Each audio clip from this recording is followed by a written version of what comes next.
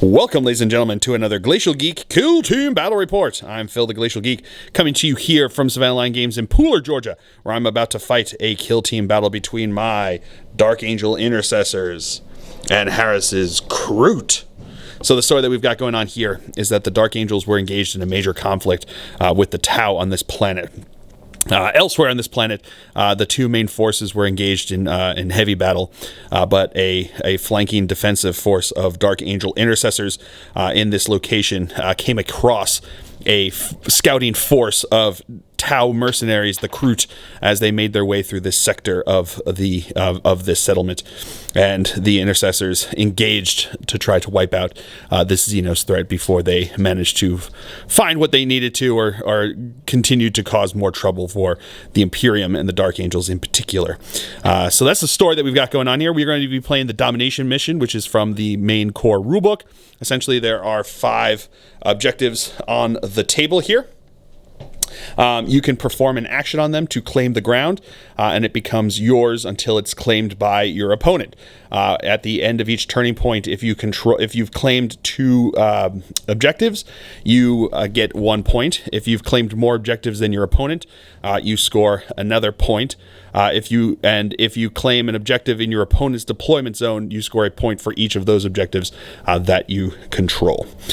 So that is the mission. We also have our secondaries, obviously, that we have going on here and that we've chosen already. So that is the mission. Before we go any further, let's show you the 2 kill teams that are going to be fighting it out. So for the Dark Angels, I'll be running an Intercessor fire team. And for the Kroot, he'll have 1 Cadre mercenary kill team. All right, so going over deployment, I have my Intercessor on the flank over here. I have my leader. I have another Intercessor. I have another Intercessor on the objective over there, and I have another Intercessor. Going over deployment for the Kroot. We just got a lot of Kroot. So we've got a Kroot. We've got a Kroot Hound. We've got another Kroot back over behind the container. We've got 2 more Kroot in the middle over here. Another Kroot over here. 2 more Kroot on this side. Another Kroot over here. We have another Kroot Hound back over there behind the container. We have his leader in the center there, along with 2 other Kroot.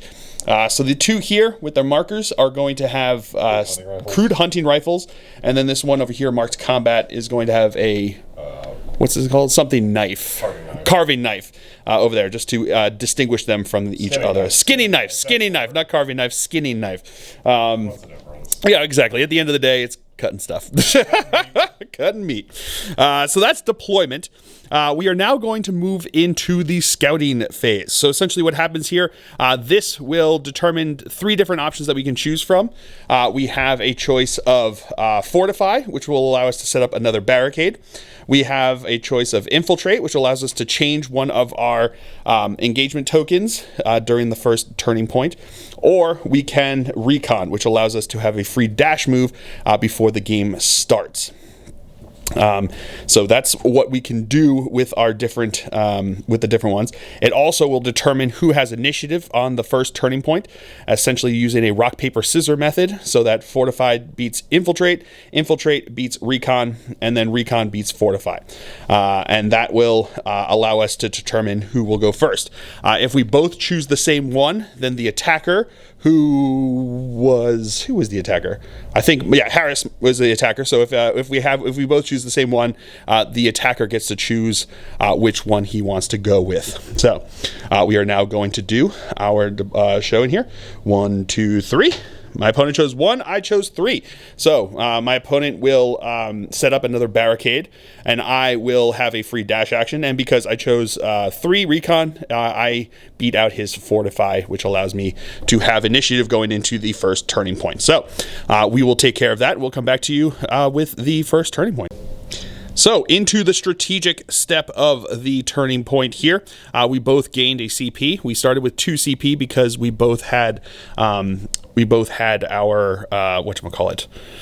Oh, we both have a leader on the table there, so we both started essentially with 3 CP. We then went into the strategic ploy step.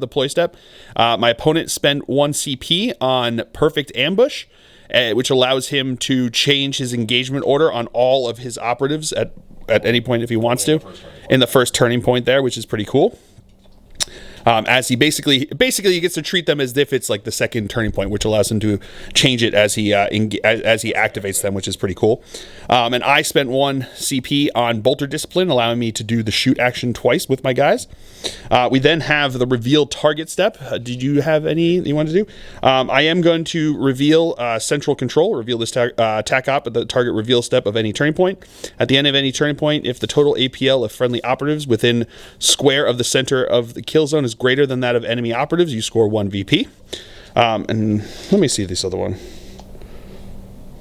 Yep, and then I'm also going to do this one. So, and then protect assets. You can reveal this attack op at the target reveal step of any turning point. At the end of any turning point, if 2 or more enemy operatives were incapacitated while within circle of an objective marker during that turning point, and or while carrying an objective during the turning point, you score 1 VP. So that is going to be it for the strategy step here of the first turning point. We'll come back to you with the firefight step. So my activation is going to be the guy that I actually used to dash up here before. He is going to move on to the objective, his first APL. His second AP that he's going to spend is going to be to claim the ground there, and his third AP will be to shoot this one guy who we can see who's out of cover over there. Even though he has a conceal, he's out of cover, so therefore he is a valid target. So I'm going to have 4 shots with my bolt rifle here.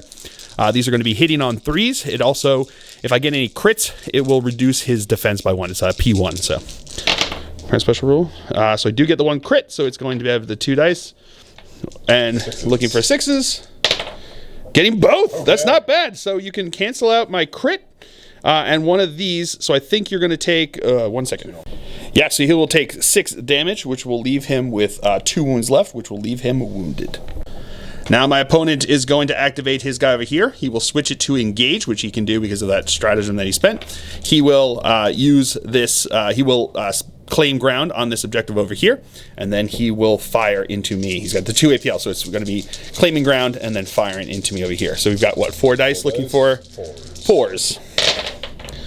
Okay, nothing there. My second activation will be this guy over on this side. He is going to fire into his wounded guy first. So I'm going to have the 4 shots looking for 3s.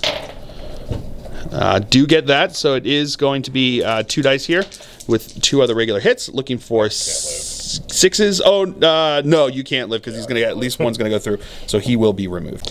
And then my guy, because of Bolter Discipline, will fire into his newly revealed dude bro over on this side. He will get cover, which actually increases their save from 6s to 4s, which is pretty cool. But he is going to be able to be shot at. So I will fire at him because of Bolter Discipline, looking for 3s. All right, all hits, no APL, so you do retain 1. Cover. Yep, and then we've got 2 others looking for 4s. Getting 2 more, so he will take 1 normal hit there, so he'll take 3 damage. And then his last APL, I'm just going to move him up to the other barricade there. And then his guy with the sniper over there, his sniper does have the silent special rule, which allows him to shoot even though he is and has the concealed token there. He's going to fire into my intercessor over on this side, so he's going to have 4 shots, looking for 4s. Yes. All right, so getting 2 hits there. I will take 1 save because of cover. It doesn't ignore cover, right? Yeah, so I'm just going to take the 1 save because of cover, and then I've got 2 more looking for 3-ups. Getting 1 with a filth base. Woo! My next activation is going to be my guy over on this side who is going to move up to that position. He's then going to fire into the guy back over on here. So I'm going to have 4 shots here, looking for 3s. Getting a crit and 2 regular saves. So it will be only 2 dice on your defense, but you can, because you have cover, you can take 1 regular save if you want to take a regular save. And then we've got, looking for a crit. No, nothing there. So he's going to take, that's because it's a regular save that you ought to take, so he's going to take enough that he will be dead. And that will score me protect assets. And then his last APL will be to fire into this guy over here who's just not in cover over there. So that's going to be all 4 hits. So we got 3 6s. Nope. No, nothing there, so he will be knocked out of action. Then his guy over on this side is going to activate. He will change him to engage to allow him to shoot. His first action, though, will be to claim the ground over there. And then he is going to fire into my guy in the middle over here. Not getting anything. Then my intercessor over on this side is going to activate. The first thing he did was to claim this ground. He then moved up to this position here, and now he's going to fire into that Kroot back over there. So we're going to have 4 shots with the bolt rifle. Hitting on 3s. Okay, so I got the crit and 2 other hits, so it's just going to be the 2 dice, but you can claim 1 of them. And looking for a 6, no. So the normal. Oh, that's right, because you get the cover. I forgot it's 4. So these will be takeaways, so you just take the crit for 4 damage. Then my opponent's going to activate his Kroot over here, who is going to move over to this position, and then he is going to fire into him. He did change his activation order to engage, so he is going to fire into him over there. Looking for 4s. Ooh, getting 2 crits, not bad. So I'm looking for fill faces, essentially. Here we go, looking for the 3s and fill faces. Okay, ooh, that's gonna be 8 damage total. I'm gonna spend a CP to reroll one of those into a 4, so these 2 regular will cancel out one of the crits, so I will take 4 damage. And then my Intercessor Sergeant here will have claimed the ground back over here, moved up to this position, and then his 3rd APL will be to fire into that guy. So I've got 4 shots hitting on 2s because he is the leader.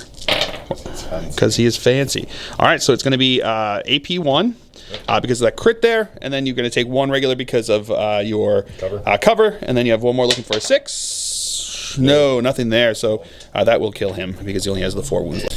And now his leader is going to activate, firing into my leader over here. So he's going to have 4 shots hitting on 3s, I imagine, right? Because he's got the +1. Yeah.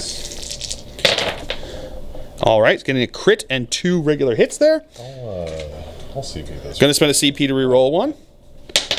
Nope, not meant to be. Do it too. Not this time. So I'm going to have looking for 3s and 6s. All right, so I got the 1 crit and the 2 regular. So he is actually good to go. All right, I'll take that. And he has the Surefoot Charm, which allows this guy who is within blue to activate immediately, and he is also going to fire into my leader. So he's looking for 4s to hit, though. Correct. Getting 2 hits there. So I'm looking for 3s on my Sergeant. Yeah, getting the 2 3s, so I'm good to go. So now my leader is going to Overwatch, firing into his leader. So I'm going to have 4 shots, looking for 3s to hit because it is Overwatch. Okay, so that's going to be 3 regular hits. So you get 1 regular save, 1 for cover, and then you got 2 more looking for 4s because he is in cover. It added to 4, but not enough. So that's going to be 6 damage. Now my opponent's going to activate his Kroot Dude Bro over on this side, and is going to fire into my guy in the middle. Hitting on 4s, getting a crit. I'm going to be looking for 3s to save. Or 6s. No, nothing there. So I will just take the 4 damage into him. Boof. And then he's going to activate, firing into his leader. I'm going to be looking for 5s to hit now because he's -1 from the wounded and also from Overwatch. Just getting the 1 crit. So now you've got, it is -1, so you've got the 1, take the 1 save, and then you're looking for a 6, or 4 up. If you get 1 4 up, you'll be good to go. No, not going to be there. My opponent's going to spend a CP to reroll that. And he's good!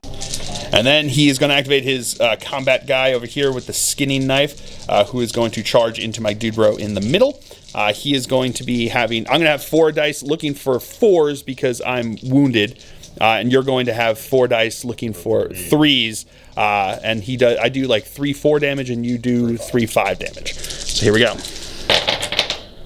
Alrighty, I got 2 crit. Oh, we both got 2 crits, and I got a regular, and you got 2 regular. So we'll come back to you after we figure this out. All right, my opponent's first just going to strike me with the crit there, which will do 5 damage and kill me. Then my guy over here is going to activate. He is going to fire into the guy in the middle. So looking for 4s to hit because it is Overwatch. Getting a crit and a regular save there, or a regular hit. So you're going to have 2 dice looking for 6s, nothing there. So that's going to be 7 damage to him, so he's down to 1.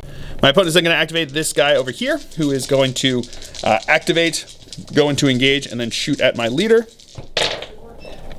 Hitting on 4s, gets the 1 crit there. So I'm looking for 3s to save. No, nothing there. I'm going to spend my last CP into a save, and that will cancel out the crit with those. My guy back over here is going to activate for an Overwatch, firing into his Kroot that just shot into my leader. Looking for 4s. Oh, wow, 3 fill faces. So yeah, you can roll. Not necessarily, because you have the 2 dice that you can Stop one crit if I don't know if I doubles. Yeah, so you want to fish for 6s here. Yeah. No, not getting him there. So that will he will kill him. Then my opponent moved his Kroot Hound up to this point here, and he's going to keep him concealed. And then this guy over here is going to activate for Overwatch into his leader, looking for 3s to hit. Or 4s to hit, I'm sorry, because it's Overwatch there. So we're going to have the 2 regular hits there. Take 1 for a regular cover, and then you've got looking for 4s. No, nothing there, so he will take 3 damage, which will kill him. And then my opponent will activate his Kroot Hound, dashing him up onto the corner over there. All right, so that's going to be the end of the first turning point here.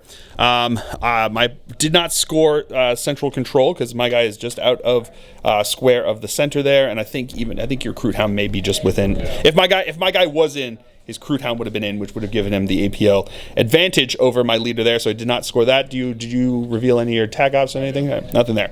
All right, so that's going to be it for turn 1. We will now roll off to see who has initiative going into turning point 2.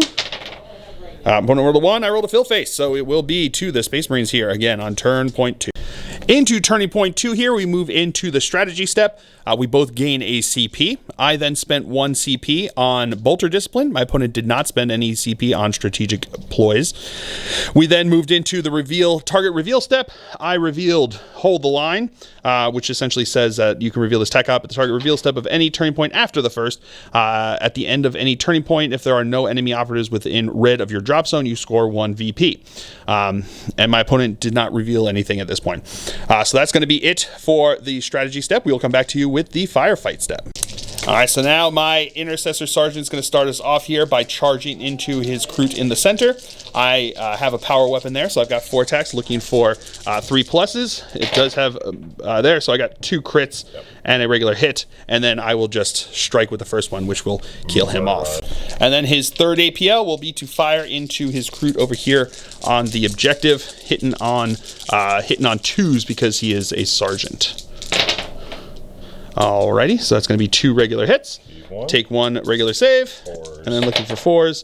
He's good to go. Then this guy over here is going to fire into my Sergeant over there. He is getting 1 hit there, and I will have to roll for my saves. But with that fill face, he's good. So now I'm going to activate my Intercessor over here, who is going to fire into his Kroot back over there. So 4 shots hitting on 3s. That is going to be 2 crits and a regular hit. So you can take the regular save from the cover, and then you're looking for 4 ups. 2 6s to ignore everything, and if you get 2 4s to ignore 1. Getting 1 crit at least. So actually what you can do is you can take those 2 and ignore the other crit. So you'll just take the 3 damage from that one. Not bad. Okay. And then because of Bolter Discipline, I'm going to fire again into him over there. That's going to be a crit and 3 regular hits here. So you're going to have 2, just the 2 there. Looking for crit. So you do get the crit and that, but you still take 6 damage, which will kill him. And because of that, killing him off there, I do score my 2nd point of protect asset. Now my opponent's going to activate his Kroot here to fire into my Sergeant. So getting a crit and a hit. So I'm looking for 3s and fill faces. And I do with the fill face and the 2 regular saves. Woo! So now my Intercessor over here, that was back over there, activated, charged into his Kroot Hound, and now we are going to fight. All right, so I've got 3 regular hits. My opponent had got the crit and then a regular hit. That, because it's rending, was able to be turned into a crit there. So we're going to figure this out and come back to you. All right, so going into the allocation here, I have to strike because he's got 2 crits. I cannot parry them, so I will strike here. My opponent has then chosen to strike, correct? Yep, he's going to strike me as well, doing 4 damage to me. So I did 3 damage to him. He's going to do 4 damage to me. I will then do strike again for 3 damage. My opponent said he will strike me again, doing a total of 8 damage to me here. And then I will strike again, killing his Kroot Hound. So he was giving some thought about it because he knew that he could possibly parry one of mine, and then I would have to strike with my last one, and then he could strike me. But he thinks that it would be better. He's better suited. He's better to just sacrifice the Kroot Hound and leave me wounded, because it'll only leave me with 5 wounds left and leave me in the wounded state over there.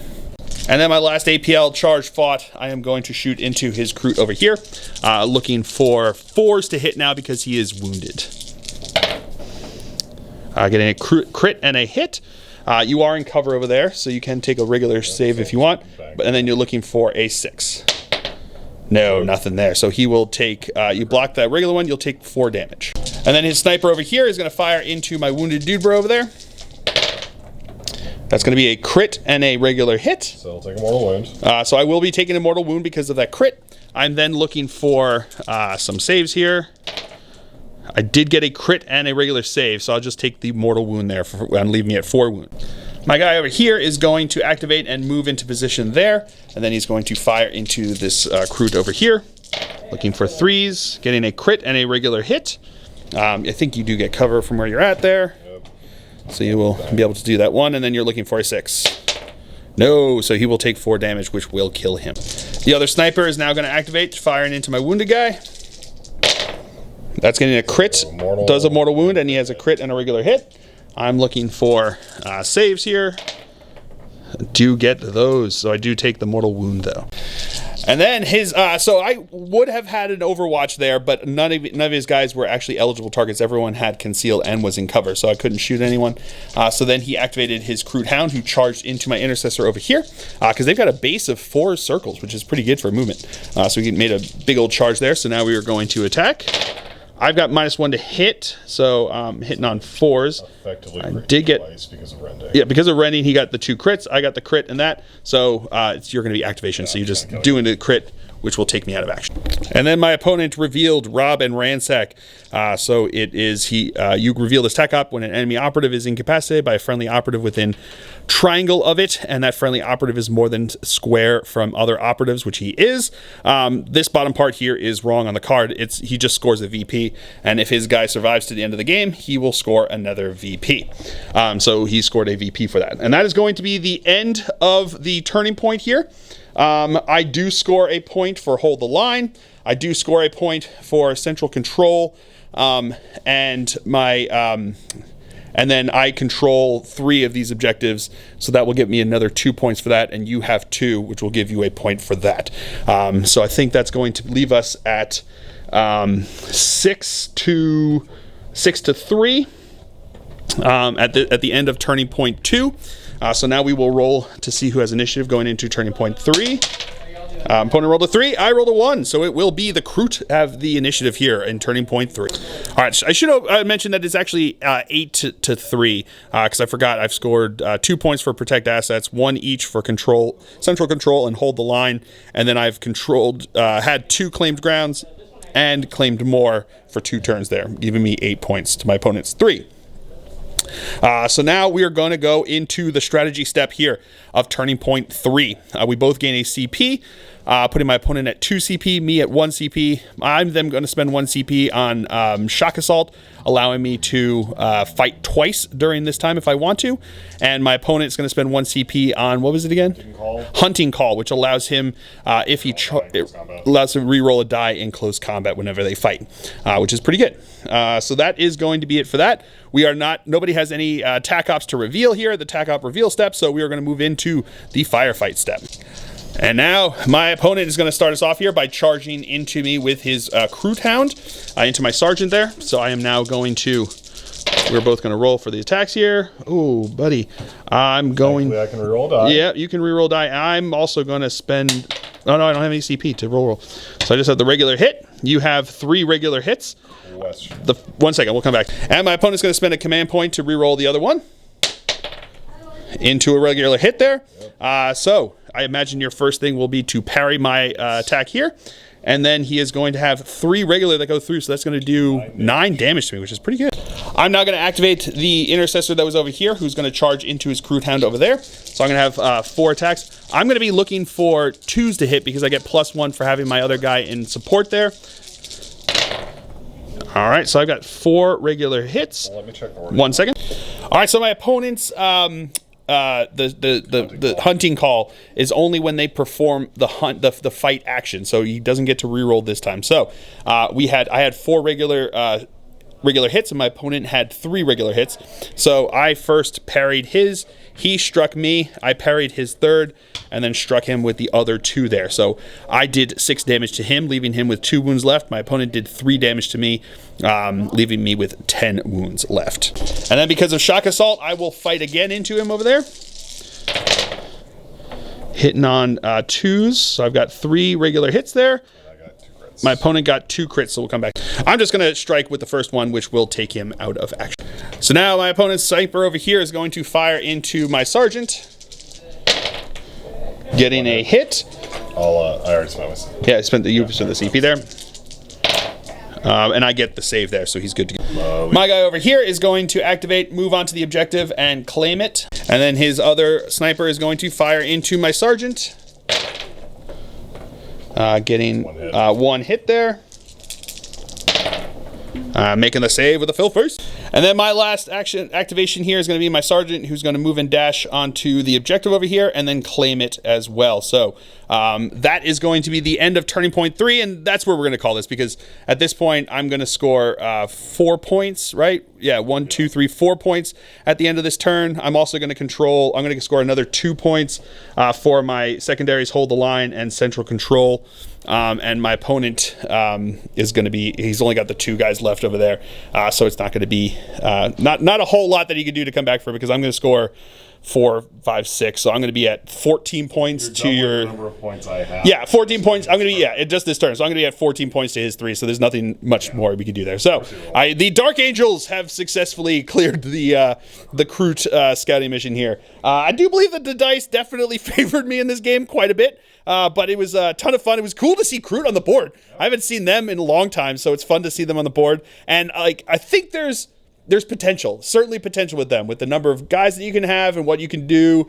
There's telling you, missing out on the field craft. So there's the field craft ploy, which he could have done, which would have allowed him essentially with that plus the other one, right? You could have, what he could have done is he could have changed the activate, started in conceal, turned into engage to shoot for 1, and then shoot for 1 AP, and then he can go back to conceal. Yeah, and then with the field craft, he can then spend an APL to go back to concealed, which would have protected him from a lot of the guys that ended up shooting them. So it probably would have made it. Yeah, we realized that after the first turn, which is when it would have been good to have. It's valuable to have, but he wasn't able to do that this time. So yeah, there's definitely ways that the Kroot can be super cool. Well, they're already super cool, but there's ways for them to be effective on the table going forward, which I think is pretty exciting. Lesson learned. That's what it's all about. But it was still a ton of fun. I hope you guys have all enjoyed this. I certainly have. I have been Phil, the Glacial Geek. As always, my opponent's been Harris. And until next time, stay safe and have fun.